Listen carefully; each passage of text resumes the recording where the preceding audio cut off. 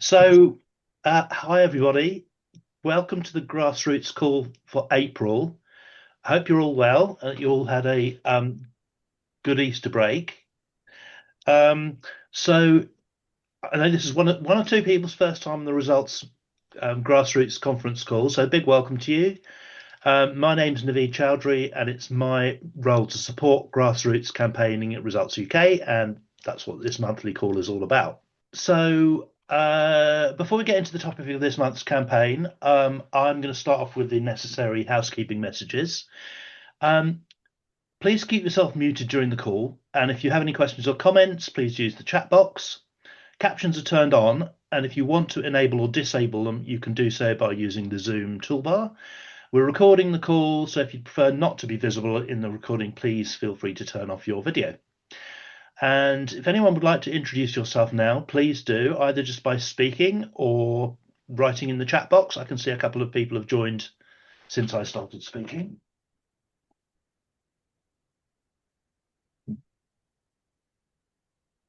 Okay, well, welcome everybody anyway, and really good to see everybody. So, as always, before we get into the topic of tonight's conversation, I'm going to start off with some updates and some things that are in the news that are relevant to Results' advocacy on global poverty issues. One of the things I'm sure is on everybody's mind at the moment is the war in Iran, which, as well as causing deaths on both sides and destabilizing the Middle East region, has put up oil prices, and this is affecting all countries, obviously, including low and middle income countries.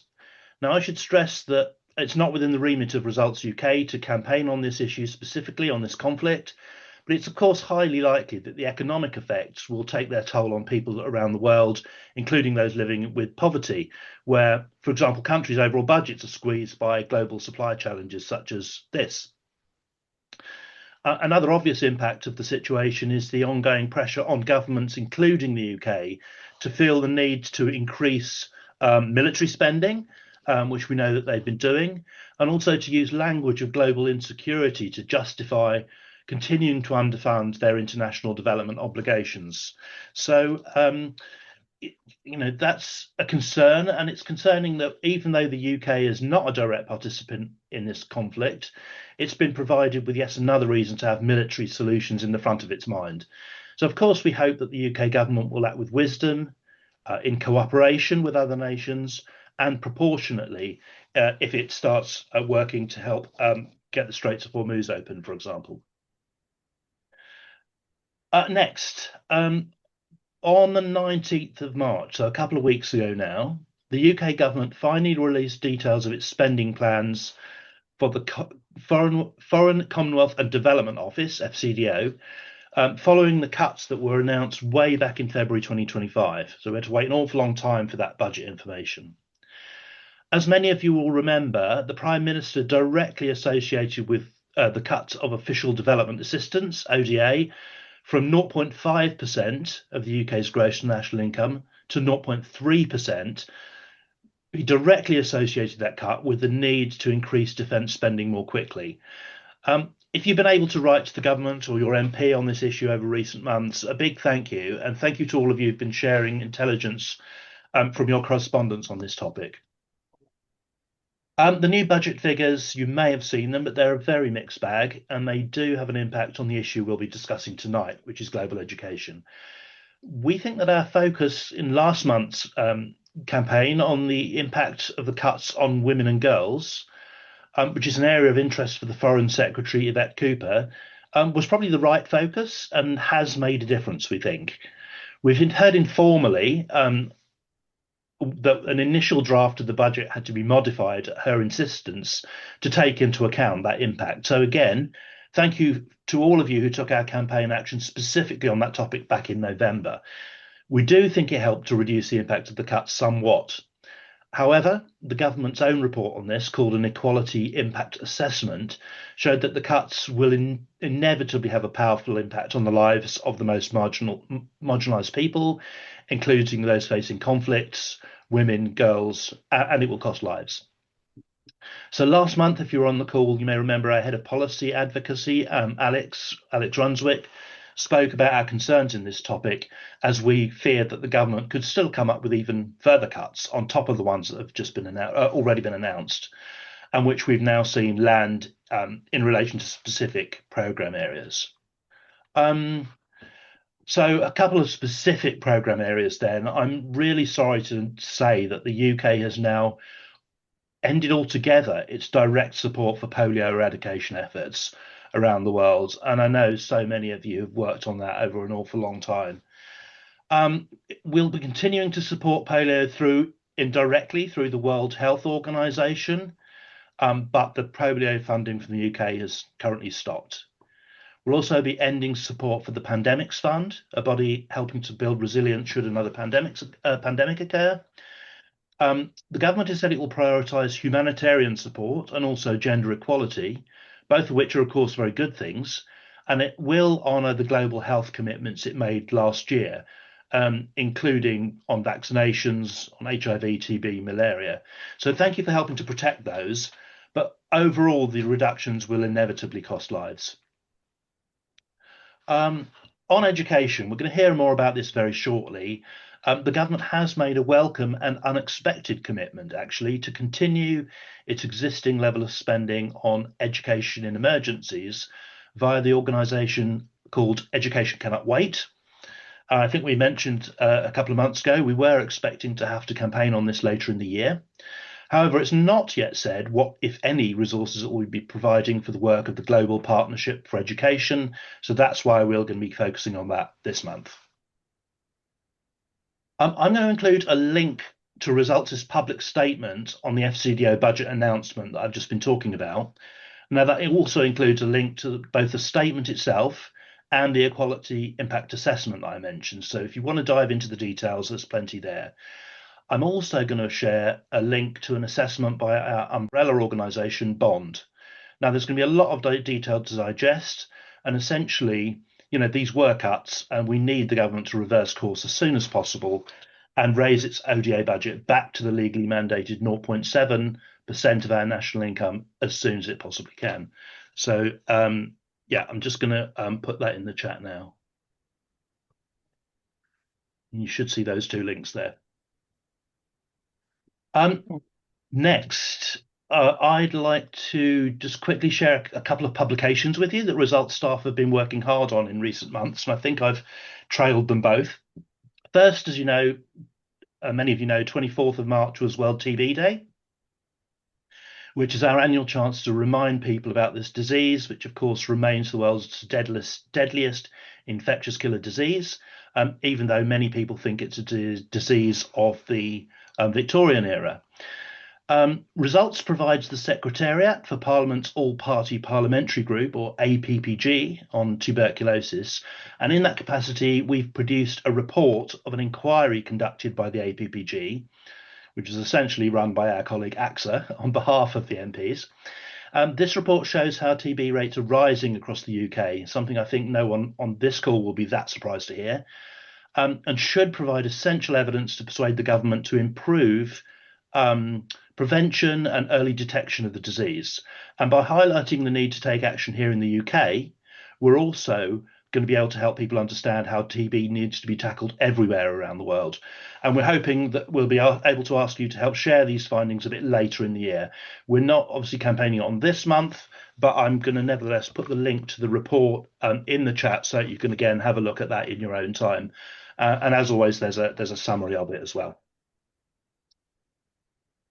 Finally, before we go to moving to hear about your campaigning around the UK, just this morning, Results released our long-awaited report on so-called illicit financial flows, or IFFs, which are basically ill-gotten gains from corrupt practices such as tax evasion and money laundering, which deprive so many countries around the world of the resources they need to combat poverty and hunger. The report is called Trading Hunger, and its author, Sunit Bagri, who many of you know, has done a tremendous piece of work here. He shows that in 2024, almost £310 billion was taken out of the economies of the 20 countries most affected by malnutrition. And obviously that revenue loss reduces the amount they have to spend on things like health and nutrition programs. And something also highlights the central role of the UK in the systems globally that allow companies to hide these resources from countries, and suggests how the UK must reform both its domestic and global approach to tackling illicit financial flows. Again, I'm not going to say anything more about this now. We are planning to campaign on this next month.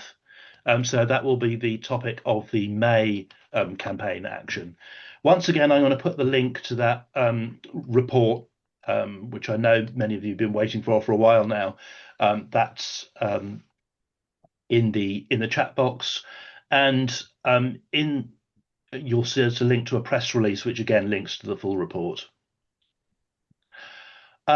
So that's it from me for now. Before introducing our guest speaker, I'm just going to hand over to Will for a roundup of your activities around the UK and some of the opportunities that are coming up. So, Will, over to you. Thanks, Naveed. Hi, everyone. Good evening. Hope you all had nice long weekends.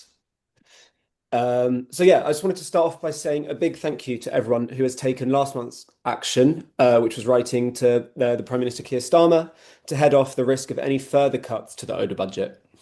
So thank you to Karen, Ricky, Pete, and Kathy, and also to anyone I've missed. Please do let us know if you've taken the action or if you get a reply. Does anyone on the call want to share anything about their recent actions, either about the letter they wrote or about trying to get a face-to-face meeting with their MPs? Hi, it's Pete here. Can you hear me? Pete. Yeah.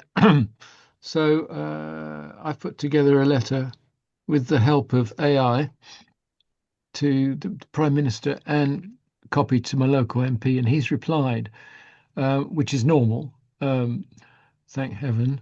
However, what I did was share it with Naveed and other members of the group, and they've provided me with such good feedback that I've actually sent a follow-up letter to my MP, which is currently being vetted by the team. I don't know. Jill, did you see my letter? Can't hear you. Sorry, you're muted. Don't worry. Stick your thumb up. And Naveed, I don't know if Naveed read it. You did. Yes, I did, Pete. Yeah, that's waiting for you. It was Do you great, approve? great response. Yeah, okay. So that's going to go off to Chris Vince very shortly. So I just wanted to shove this note in to say that a letter can be a team effort. So keep it up, fellas. That's it. And Pete, I really appreciated your letter, and I will use it for more feedback from my MPs. So absolutely, I think that sharing it and the several brains is really helpful. Thank you. Yeah, great, Corinne. Thank you. I'd like to. Oh, sorry. Sorry. I just wanted to give a shout out to Fraser, who only made contact with Results Edinburgh in March, and he's jumped right on it, and he wrote a letter to his MP. So I've not managed to persuade him yet to use the I took action link, but he wrote a really good letter to his MP. So we're waiting to see a response from that as well. That's such good news. It's all lovely to hear. Yeah, exciting updates from Edinburgh and across the UK. And yeah, I love the idea of kind of some letter writing teams. Yeah, it seems really nice. So thank you for those contributions. So yeah, it is definitely worthwhile writing if you haven't already, because we know that the fight over the ODA budget seemed to be an ongoing one. The next thing I wanted to remind you about was that this year is Results' 40th anniversary, which is really exciting. The anniversary falls on Sunday, the 5th of July. And the next day, Monday, the 6th, we will be holding an advocacy day in the morning with our usual meetings in Whitehall with civil servants. And then in the afternoon, we'll be holding a celebratory reception for MPs, grassroots volunteers, staff, trustees, and former members. and kind of anyone else who might be interested to come along. So that's on Monday, the 6th of July. We've got use of the Attlee Suite in Portcullis House, which is quite a big room. So there'll be plenty of space to mingle, have a few refreshments, take in some displays, and hear a few speeches about all the fantastic work that our grassroots campaigners and the organisation more broadly has done over the last 4 decades. The format isn't yet fixed down, but please do for now just hold that date, which is, again, Monday, the 6th of July. And results will be able to support you with travel expenses into London, if that would help. So do let us know in advance. While we can happily put together materials about our recent successes, many of you will be able to remember things you successfully campaigned on well before many of our current staff have been around. So we'd love to hear about some of your campaigning successes that you think you could highlight to kind of showcase on the day, especially from the early decades, the 1980s, the 90s, and the 2000s. So if you do have anything, please do share it on kind of national or international campaigns, as well as local events and relationship building. Many thanks for anything that you can share. And we're about to kind of provide some more information about the event by email. So just watch this space. Another aspect of our 40th anniversary is to look forward in time as well as backwards. As many of you will know, much of Results' work these days is funded by trusts and foundations and is specific to the issue areas we work on, such as education, infectious diseases, and vaccinations. As with other organisations across the international development sector, we're finding it harder and harder to raise these funds. And so we also need to redouble our efforts to get support from individual members of the public for important advocacy that we do. Advocacy is, of course, a bit harder to explain than funding programs in other countries, but as you know, its impact can be really big. This is why we've mentioned a couple of times in recent months that we're starting to reach out to new individual donors, something we haven't really done since the early days of Results. And the 40th anniversary this year, we'll see a couple of fundraising drives. If you have already donated, a huge thank you. Regular donations provide us with the flexibility to do things that institutional grants can't, such as campaigning on other issues, supporting our grassroots or parliamentary advocacy, or even just paying to keep our office open. Of course, whether or not you are able to be a financial donor, we'll continue to ensure our monthly emails focus on advocacy issues to help you take action on global issues of concern to you. We've now also refreshed our system for responding to potential new grassroots advocates so that we can get more people to take action. And I'm pleased to say that in the first few weeks, we've started to see a trickle of new people take actions on the UK's ODA budget as a kind of first intro to campaigning. And one or two have expressed interest in local groups, which is really nice. But if you know anyone who might be interested in starting to campaign with us, please do feel free to share the link to our new campaigners webpage, which I will just send to the chat now. And you can also find that link right on our homepage where it says join us on kind of a red button at the top. So, Naveed's just shared that now, sorry. So that's great. Another thing, and again, I think Naveed's mentioned this on a call previously, but Results has signed up to be part of a campaign called A Million Acts of Hope, which is going to see, which over 100 organisations kind of across the UK have signed up to. And this is to show solidarity with each other as human beings, whether across the world or in our communities at home, as opposed to those who want to sow hate and division. Many local organisations will be taking part around the country, and there may well be events happening near you. And you can find out on their new sort of thing called the Community Hub, which also gives resources and ideas for taking action yourself. And I think Naveed will just share the link in the chat for anyone who wants to find out more about A Million Acts of Hope and the Community Hub. Perfect. And then lastly, I would like to mention the government's Global Partnerships Conference. And this is happening on the 19th and 20th of May this year.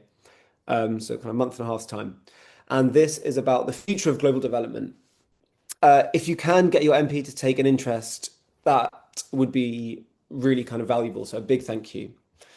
The One campaign are also organising a photo stunt in London in advance of the event, and this will be on Monday, the 18th of May, so the day before the event starts.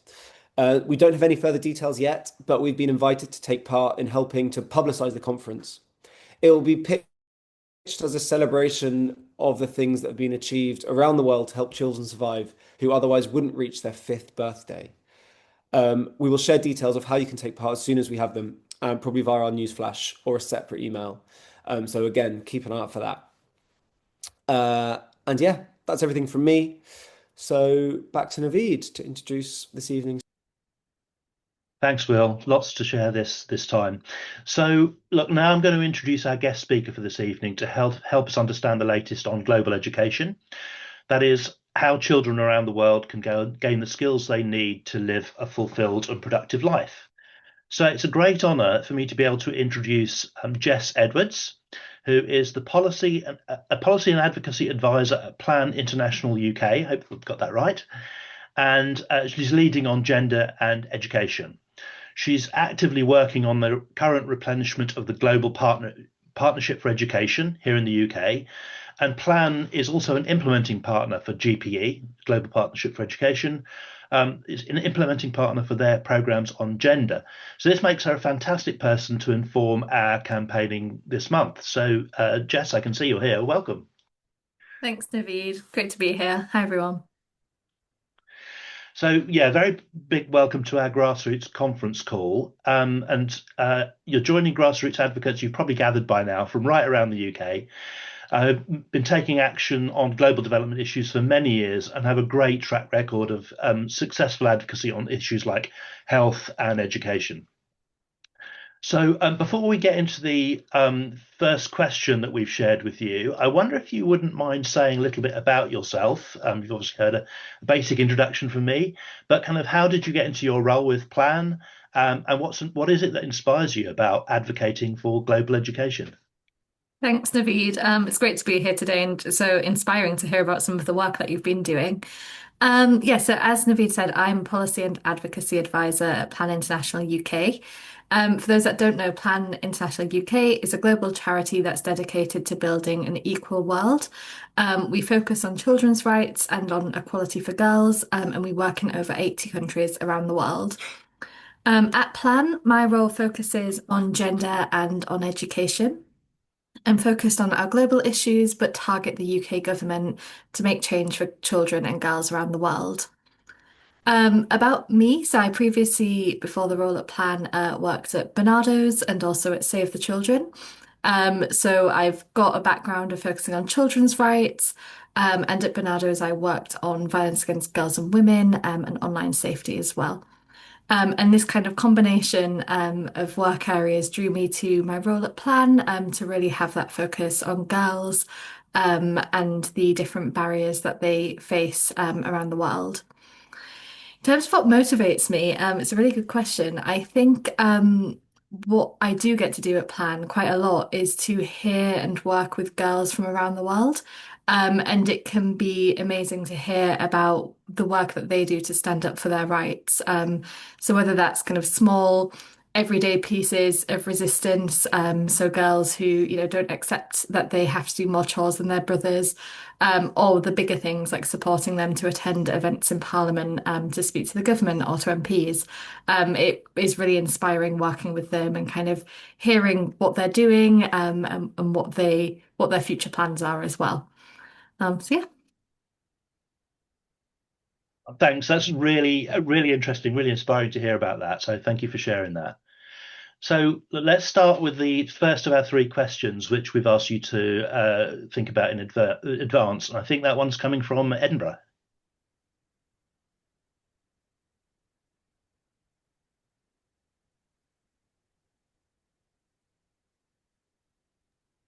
I thought it would. Hi, Hello? hi, Naveed. I'm sort of hoping Francesca would lead in. Yes, Oh, so sorry. Don't worry, My go Wi-Fi for is a bit rough today, but thank you so much. It's so lovely to hear from you and what your organization does.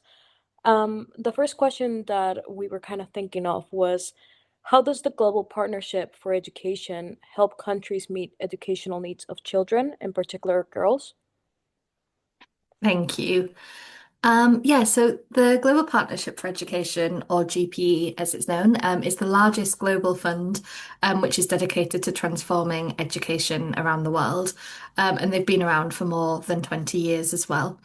I think one of the most important things about GPE is that they don't just deliver short-term projects, but they really focus on building strong and resilient education systems so that more children get the education they need. So they work with partner countries to assess the needs in that country and to implement and build these stronger education systems.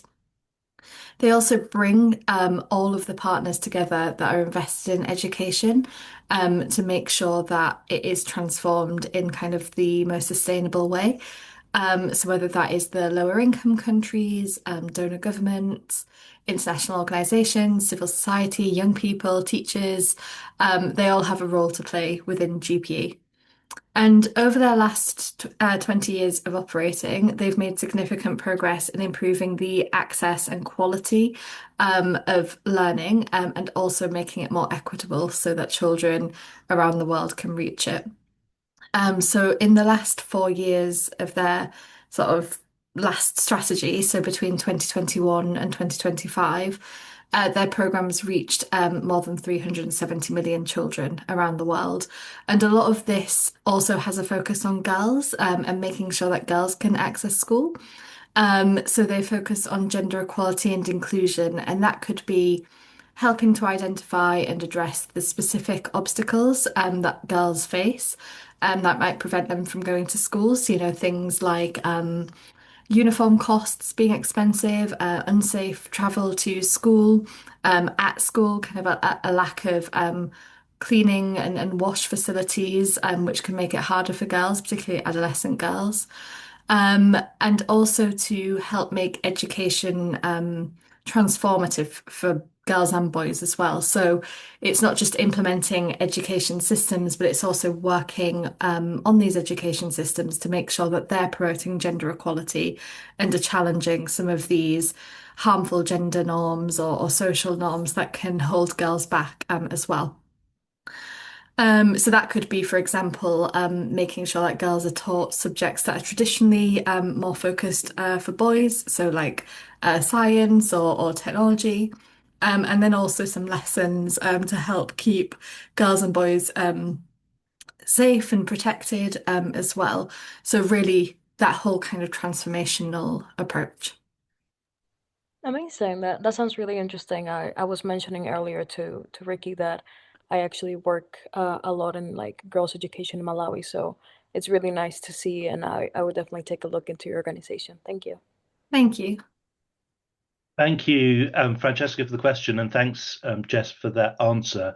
I just struck there by the figure, 350 million people in 4 years. That's like the entire population of Europe or the entire population of North America. That's huge. I suspect that answer might have gone some way to start addressing our second question, which I think is coming from someone in the online group. Yes, it's me. Thanks very much, Jess, for coming along. And I think probably I've rather answered the question, but the question is, why should the UK government continue to fund GPE given its increasingly limited ODA resources? Thank you. Everything that I've said already, but I think what we do need to remember as well is that children do have a right to education, and it still isn't being realised. We know that progress has been made in recent years, but it hasn't gone far enough, and children are still being left behind. And that includes girls, children with disabilities, and children in poverty. Today, 273 million children and young people are out of school around the world, which is nearly 1 in 6 school-age children globally, and that's an absolutely huge amount. And this is the 7th consecutive year that number has increased. So the trend is we're not seeing progress. The trend is reversing. We know that not enough children are finishing secondary education, especially girls, and 40% of girls don't finish secondary school. What we're also seeing, and what Plan is really concerned about, is that in recent years, anti-rights actors and governments are pushing back on education. So these are individuals or organisations who are limiting children's and girls' and women's rights. And we're seeing kind of this pushback on girls' education. So, for example, we could look to Afghanistan, where girls have been banned from going to school. And we know that education is so important and it has so many benefits, and particularly when girls and children who are more often left behind are educated. So across all contexts, education is one of the things that children and their families value the most. It's constantly coming out as the top thing in surveys of what they want, and what they would like access to. And that includes in really kind of dire crisis situations. We know that they recognise the hope that education brings. Schools can be a sort of hub to support with wider benefits for children as well. So supporting things like health and nutrition or birth registrations. And they also help keep children, and particularly girls, safe. We know that if girls are in school, they're less likely to be married as children and are protected from adolescent pregnancy. And as I've already talked about, education also has a role to play in promoting gender equality as well. GPE itself has got a reputation for delivering really strong advocacy, and that does have this gender focus and brings along all children.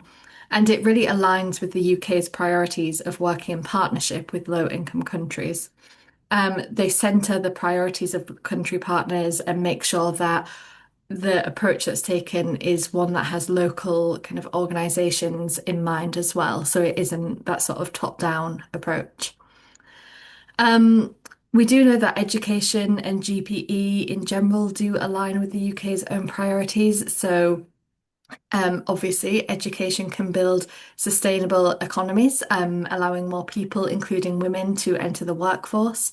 And we also know that more educated societies are more likely to be peaceful and stable, and more gender equitable as well. And the UK has got this really long, like kind of hard-won reputation as a committed global education leader. So whether that was through their own funding around a few years ago, under the Girls' Education Challenge, where they were providing bilateral funding to support girls' education. And then also through being really high and consistent donors to organisations like GPE. So there is a lot for the UK to lose, and they've got a big stake in it. And so it's really important that they do really recognise the benefits of investing in GPE in terms of what it brings children, their families, their communities, society more broadly, and also how it aligns with the UK's priorities too. Thank you. Well, that's a really comprehensive answer. I mean, how many reasons do people want? Lots of really, really obvious reasons why education, girls' education, is such a good thing for communities, for the individuals themselves, like all of those reasons. And the UK obviously can pick up on any of those. I just saw Corinne's message in the chat. How many children out of school, please? And I thought it was 273. I thought I got it, but I wasn't 100% sure. Cool. So the next question, and the last kind of pre-organized question, is from the Paul Group.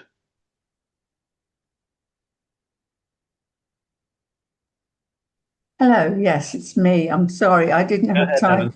I didn't get around to phoning anybody else this time. So it's me. Our government has said it will prioritise during humanitarian emergencies. Does GPE work in these areas? Thank you, Helen.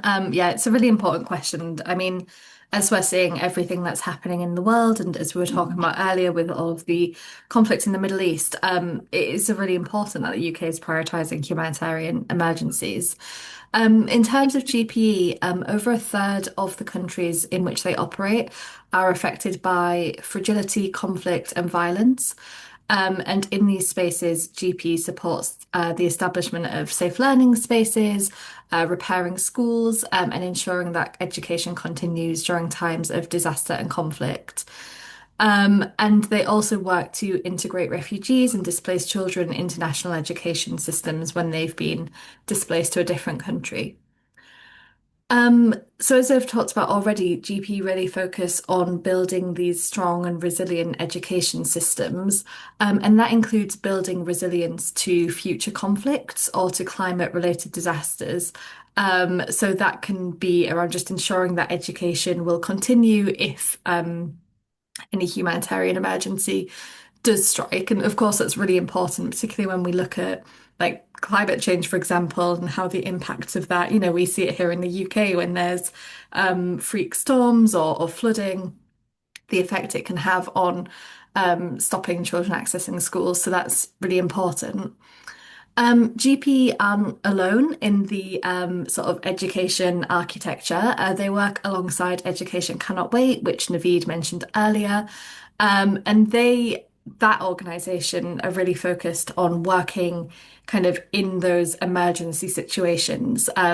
So they're set up in a way that allows them to respond to emergencies really quickly, and that complements GPE's sort of more long-term system building and strengthening efforts.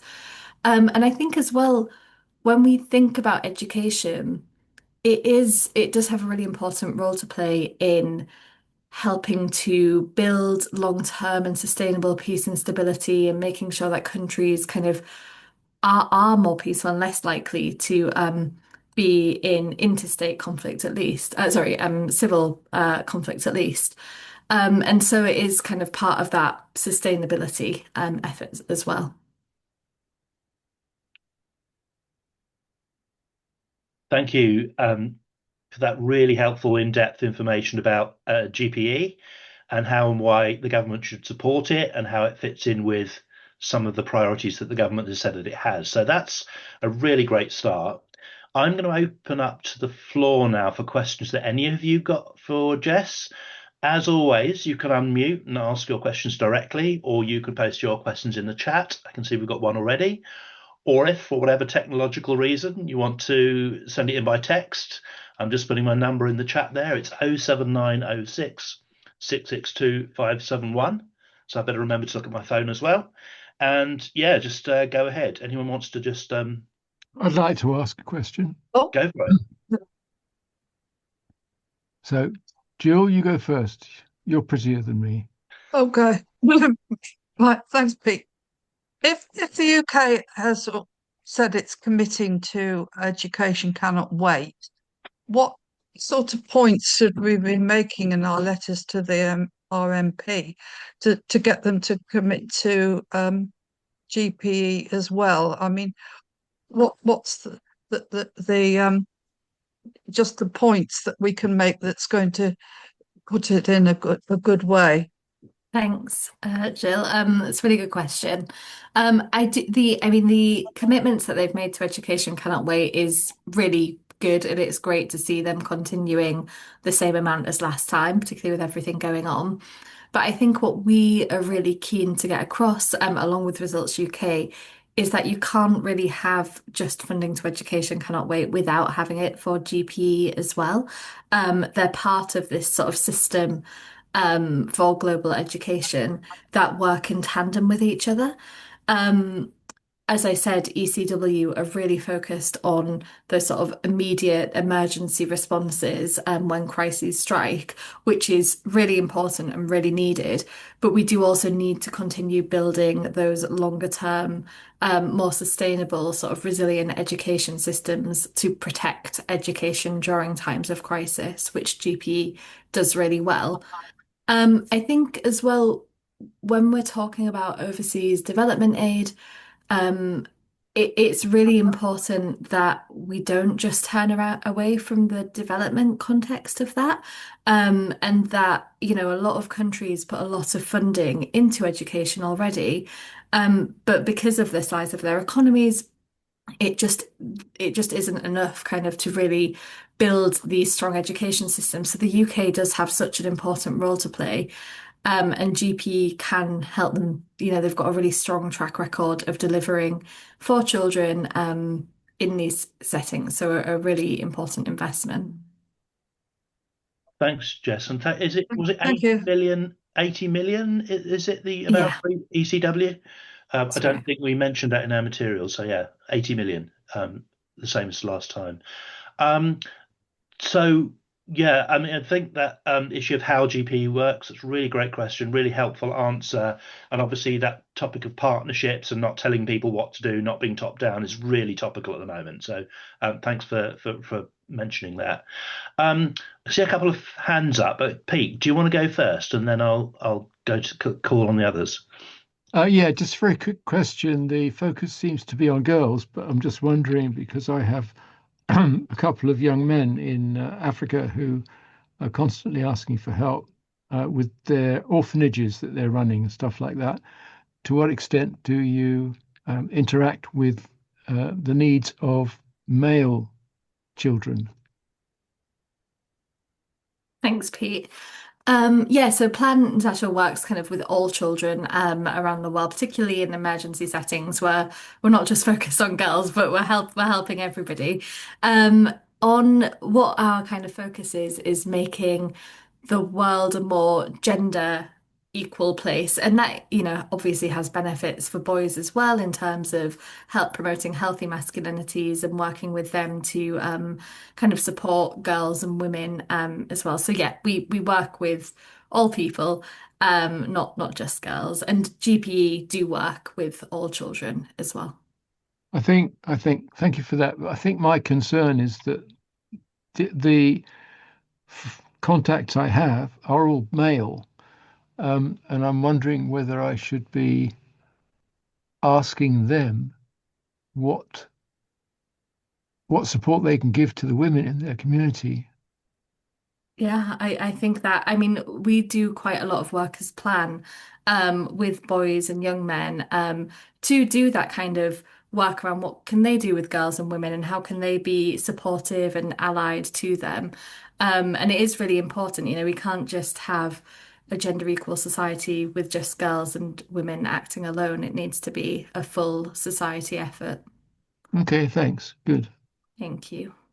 Thank you for that. I see loads of hands up. I'm sure we'll get through all of them by the end, but we'll who's next? I think Corinne, you were next, and then Richard. Go ahead, Corinne. Hi there. It was interesting to hear from you, Jess, about the stats, the number of people helped, 350 million helped in the last period, the 21 to 25.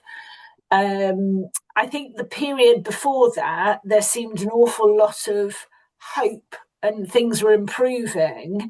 And I thought since then, things had deteriorated. So for Plan International, how does that 21 to 25 compare with if it's the previous 4 years, the 2017 to 21? Obviously, I had COVID in there, which was a difference, but even the period before COVID. Thank you, Corinne. So I don't have those figures to hand, but I guess in terms of just the sort of progress that we're seeing, I do think you're right. It feels as though progress is definitely slowing and in some cases even declining. I think there are a lot of different factors for this. Of course, COVID had a massive impact and we can't really understate that enough because I think the effects are still being felt in terms of the impact it had on economies, on systems. Of course, there's also been a real increase in conflict and humanitarian emergencies, and that's having a massive effect on children's access to education, just their access to rights in general. We're seeing children who are living in really dire and extreme situations because of just an increase in conflict and what that brings. I think we're also seeing this the impact of climate change becoming worse and becoming more severe and protracted and also more often and frequent. And that's having real effects. If we look at something like education, it doesn't just stop who are children accessing their school, but it also means that families have less money, less resource to go around. So girls are less likely to be kind of given that opportunity to go to school because even costs associated with uniforms or stationery can be too much for parents.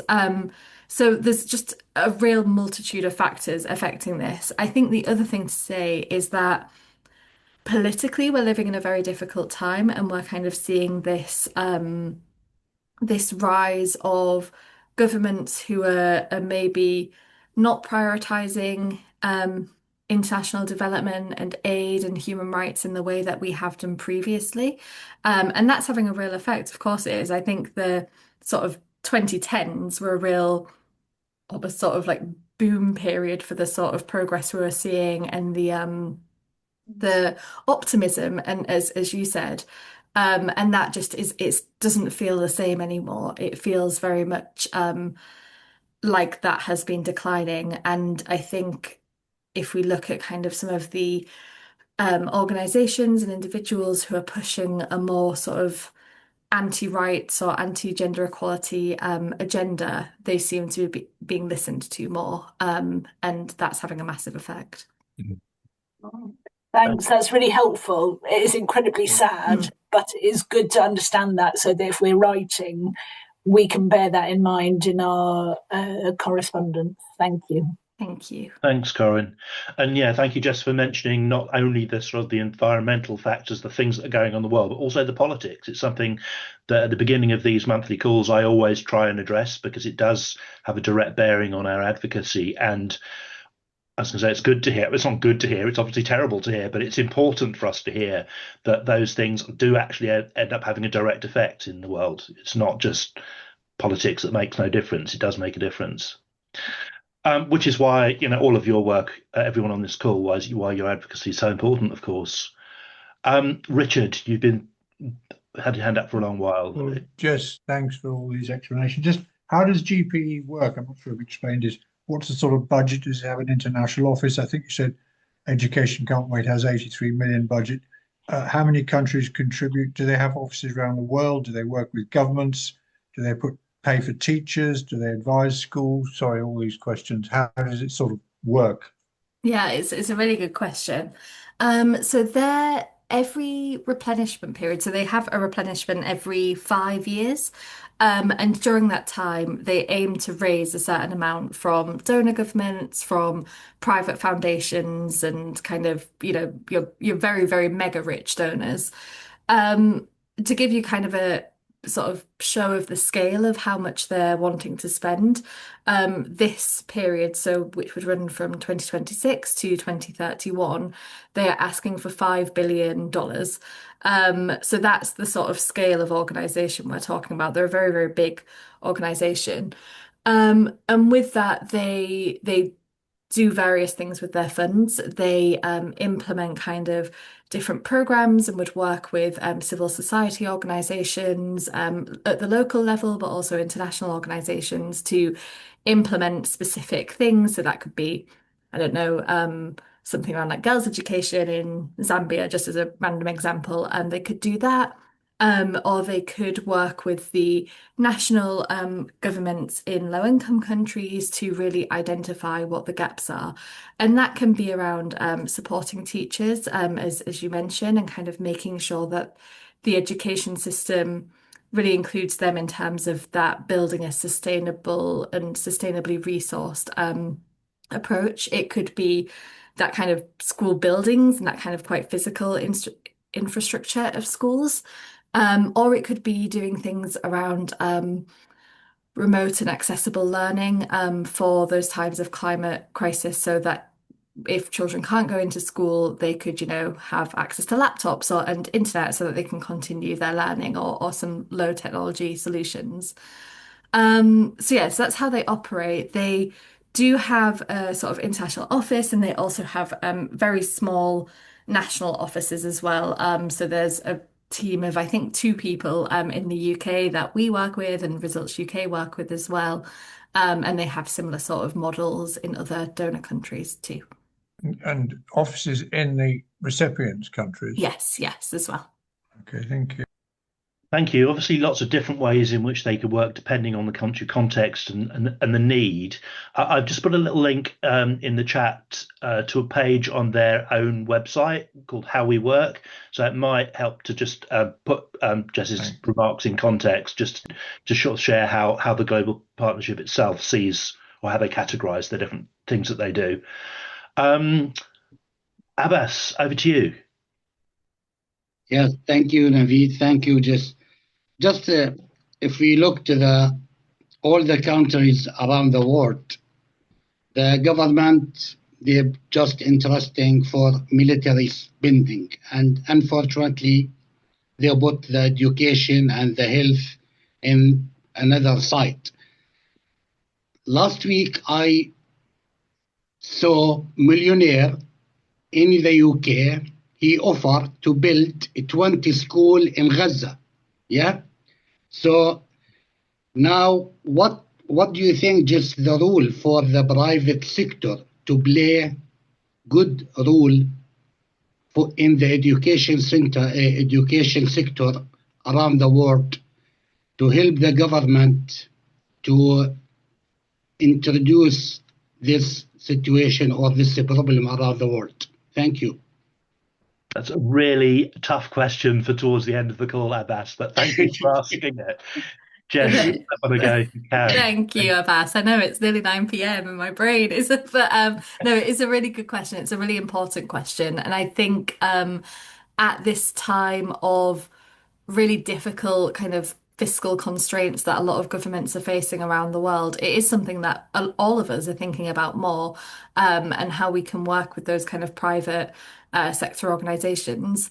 I know that GPE are doing more around this and are really looking to work with the private sector and with private foundations and donors to multiply kind of what governments donate so that it's not just kind of reliant on governments, but working with private sector as well. And so there's a role for them there to work with GPE on specific projects that could be of interest to them, whether that is in a specific geographic place or on a specific theme, and to really kind of invest in GPE through that.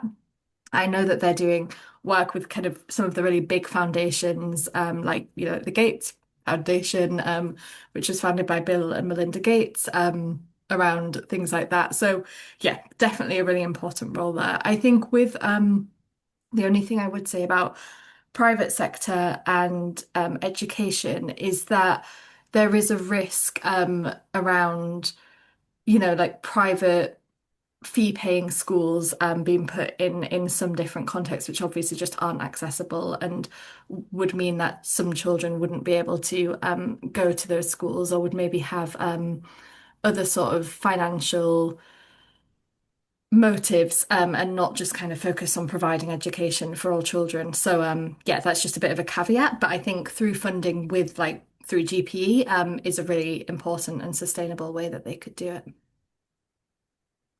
Thank you. So that's really positive to hear that there is an opportunity for, big philanthropists or private capital to work in coordination with people like GPE and not just kind of do their own thing. That's really, really helpful to hear. I think we might have time for just one more question if there is any. I don't see any hands up. I don't see anything in the chat. If anyone wants to ask one thing, I have one question, but Jill, you go first. I was just going to ask about, in the past, Results UK has worked on children with disabilities, and we've had a degree of success in getting the old DFID to commit to accessible schooling. How is disability seen in the current climate? Is it mentioned? Is it, how important is it? Thanks, Jill. Yeah, I mean, it's hugely important. And I think whenever we're talking about girls or children, we're talking about them in all of their diversity, including children with disabilities, and really recognizing the extra barriers that they face in accessing their rights, including to school. In terms of what FCDO are kind of prioritizing around this, their equalities impact assessment, which Naveed mentioned, around the ODA cuts, does make reference to kind of the disproportionate impact that the cuts will be having on people with disabilities. And of course, there will be, people with disabilities and children with disabilities that can be more benefit more from some of the programs that ODA do deliver.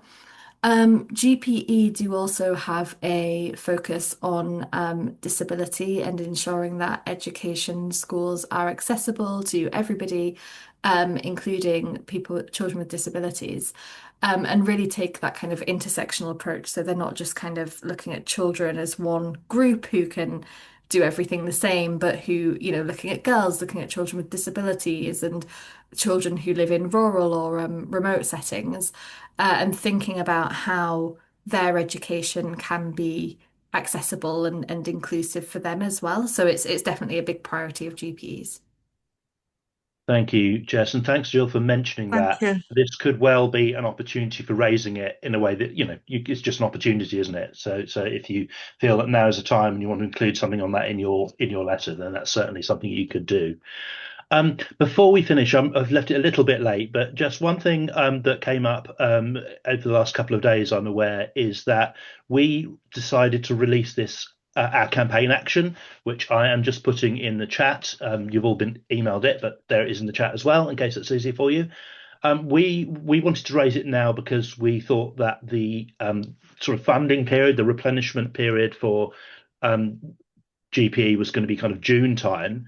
And we think that might be delayed now. Do you think that's going to cause a problem? I mean, obviously we've got the aim of informing MPs, and then the MPs have then got to write to the government. How do you feel the timing is with people taking action on this issue now? Thanks, Naveed. Yeah, this kind of came about quite abruptly on really late on Thursday. It's just before the Easter bank holiday, which wasn't ideal. But we heard from GP that they were going to have this big replenishment summit in June in Italy, which is the kind of partner country for this replenishment summit. And they've made the decision to delay it until October. We're not really 100% sure why. The reason given was around the conflict in the Middle East. And we do know that GPE are hoping to get some funding from some of the Gulf states, such as Saudi Arabia, Qatar, UAE, and of course they're in this crisis at the moment and probably wouldn't be able to attend or make a pledge at the replenishment. In terms of the timing, I do still think it's really important to talk to MPs now, and it's something that we will be continuing to do throughout this period. I think the conflict in Iran and the Middle East more broadly is really demonstrating that, the need is really there, and that we can't expect some of these wealthier Gulf states to kind of fill the gap that the UK and other European and North American donors are going to leave because of their lower ODA budgets now. So it's a really important time, and kind of to convey that urgency that their donation and a bigger pledge is needed more than ever. So yeah, absolutely, still right to be emailing MPs now. Thank you. That's a really, really helpful reassurance that, it's not something we want to hold back on. It will take some time, especially in the current situation, to keep persuading the government. And I've got one last thing I want to share in the chat, if that's okay. It's not just us who's talking about women and girls and the rights of women around the world. It's not just us and Plan and people like that, but it's also politicians. And the chair of the Parliamentary International Development Committee spoke out quite forcefully on this topic in The Independent just after the latest budget figures were announced. And so I just put a link there because it's a really powerful way of sort of encapsulating some of the things we've just been talking about, in the way that a politician can sometimes do really well. So if you want to go and have a look at that, that might also be a helpful way of inspiring you to think about how you choose to word your actions. That is it. We are at 9 o'clock on the nose, so that's all the time we have. Thank you, massive thank you if you can take action. And I also hope that those of you who are planning to meet with your MPs are also able to maybe mention this topic to them. I know the main topic is the conference that's coming up on the 19th and 20th of May, but you may choose to squeeze this in. That's up to you. And one of the reasons for that is that, unfortunately, we're not hearing that education is coming up as a particularly prominent issue within that conference. As always, let us know how you get on. Jess, a huge thank you to you for sharing your very evident expertise with us. It's been great hearing from you. Really excellent to hear. How all of this fits together. It is obviously complicated, as all development issues are. So huge thank you for joining us tonight, and thank you for your time. Thank you very much. It was great to meet everybody as well. Yeah, thank you, Jess. As always, we'll keep this call open after the formal end of the meeting for up to an extra half hour. So if you want to stay and chat, please do. And particularly if you're new to the call, we'd love to meet you and have a little chat. But if you're not able to stay, do enjoy the rest of your evenings. And thanks for your time this evening.